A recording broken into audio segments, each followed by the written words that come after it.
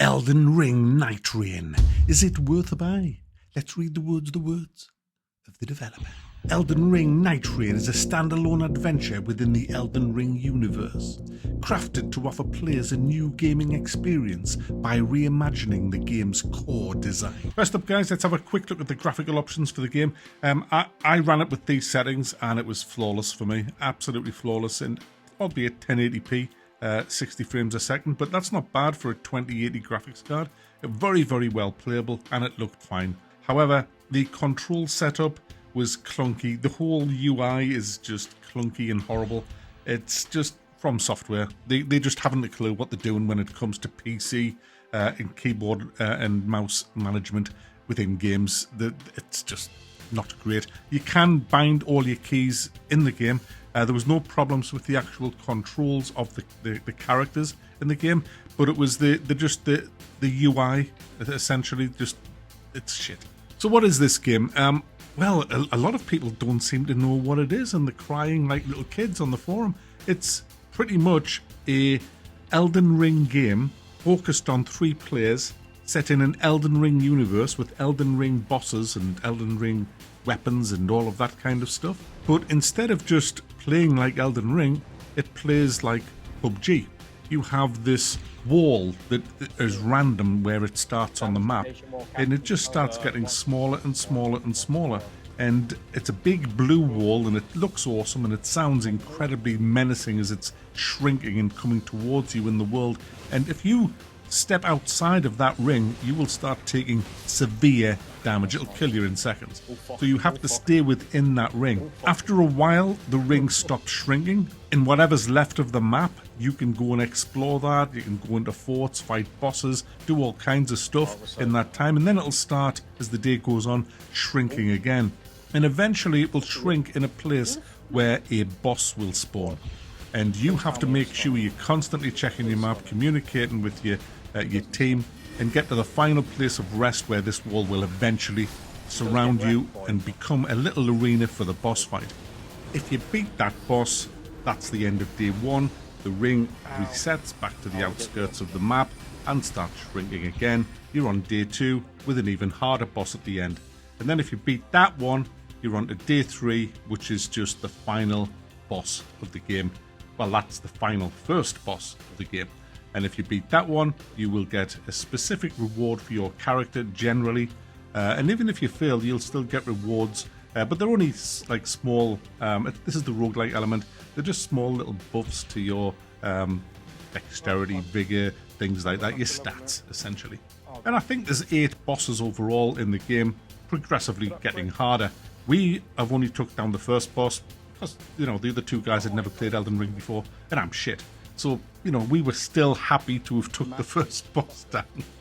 The hardest boss in the game is this wall. It has killed me way more times than anything else. Generally with greed, we'll be just saying, you know, we have time to go in this fort and kill this boss, and then we get into a fort, and then we just end up in a situation where we haven't finished the boss when we're running for our lives because the wall is coming through the fort, and we panic. It's all panic and just running around like a desperate man trying to get out, and it generally gets you because there's cliffs and all kinds of stuff to get over. And the amount of times I've been stuck trying to get up a cliff and this wall is on my ass, and then it just gets you.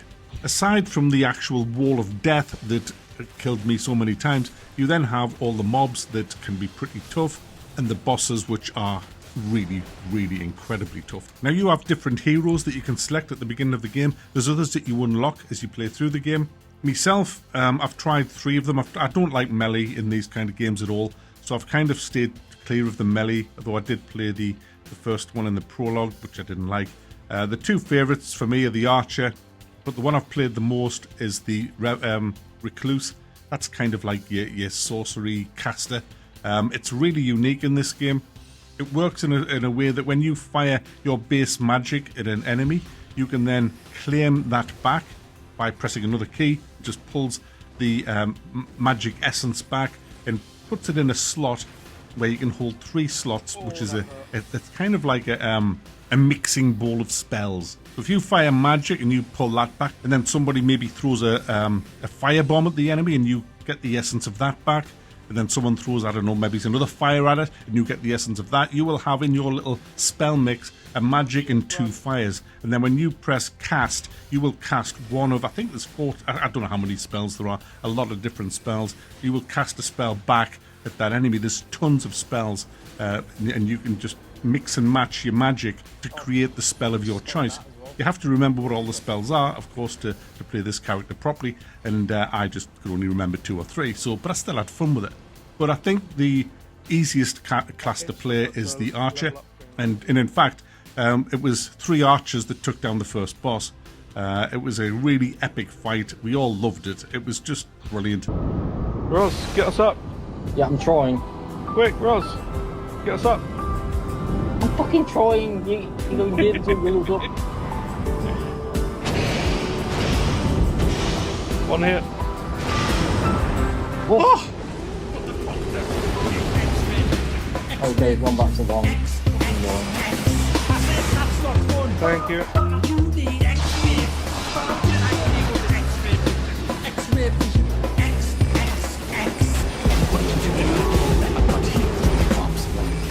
Oh, they ain't happy with me.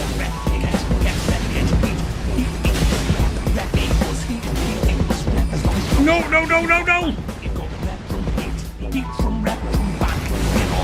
I'm down, I'm down. Come on, he's on quarter health. Roz, you can do it. Shoot me in the face.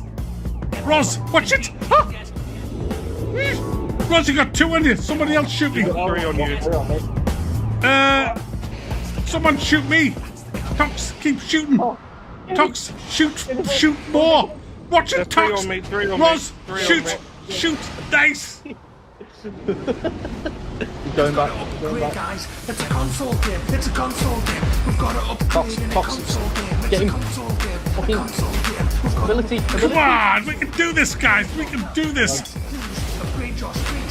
Yes, please. Upgrade your armor. Yes, please. Hey, you got an achievement. Yeah. It's a console. Oh, I got him with an ultimate. He doesn't like my face. I got him. Do him. He's looking tired. Got him again. I need to put another song on. The fact of the matter is, Oh my God. That hurt. Shit! I'll tell you. Do him. The AI is shit. Come on. Is shit. Optimization is shit.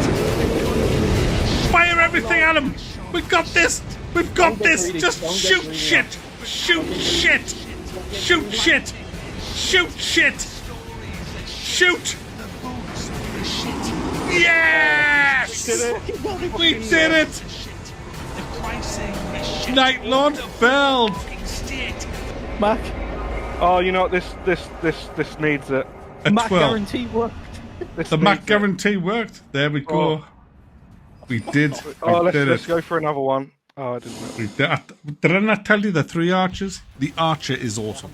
Absolutely awesome. You can run around and shoot at the same time. You can get big bows as well, where you have to stand and fire, but they do shit tons more damage.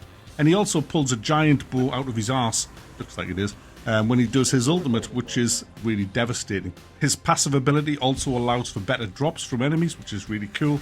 And he also has this charge where he charges into an enemy and puts a weak spot on the enemy. And then if people start shooting that weak spot, he takes a lot more damage. But I think his best ability is just to be able to aim the shooting wherever you want by holding the right mouse button down. Because when a player is downed, to get them back up, you don't run up and press a use key on them. You have to shoot or attack their body to bring them back up. Rather strange mechanic, but it's brilliant when you're the archer because it's so easy to res your teammates. Now, it's getting a lot of stick because, you know, it's not Dark Souls, it's not Elden Ring. But I don't understand why people are angry at that. It says what it is, and, you know, you just have to read and you know what it is. Why buy it if you don't like this kind of game? It's clearly a totally different game to Elden Ring because of the moving wall of death, which is the essence of the game, essentially. And people are calling it an asset flip. Well, it's an Elden Ring. Of course it's an asset flip. You've got the assets from Elden Ring, and there they are. I mean, what the f***, you know? It's not a 50, 70 pound game. It's 30 quid on Green Man Gaming, links in the description. It's a 30 pound game. and it's really good fun. We had an absolute blast playing this. It was just, we played it all day yesterday, and we loved it. It was just really, it's stressful. It's really satisfying and absolutely fucking hilarious. The amount of times we died, and we just laughed it off. We didn't cry. It was just funny. It's just fun. This game, what this game is absolute fun. Unless you have no friends. Then it's awful. You see, FromSoft in their brilliance have decided to make a 3-player PvE game that has no voice chat, no text chat. It's like a car manufacturer saying, here is our latest car. There's no fucking seats in it though. I mean, why would you make a game like that relies on people cooperating together and then not give them any tools to cooperate together? It's bizarre, absolutely bizarre. Not only that, guys, not only does it have appalling communications, but you cannot play this 2-player. You can solo it, or you can play it with 3 players, but it is impossible to play with 2 players. What goes on in their brains when they are making these games is beyond me. And so yes, I get the people who don't like the game for that, but everything else about it's great. I absolutely love it.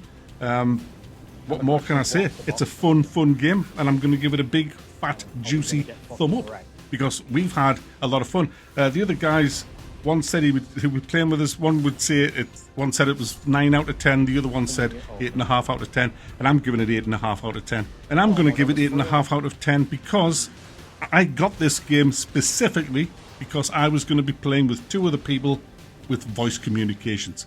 So none of the big problems with it affected me at all. So there you go, guys. Elden Ring Nightreign. Definitely worth a buy. If you've got 2 friends in Discord.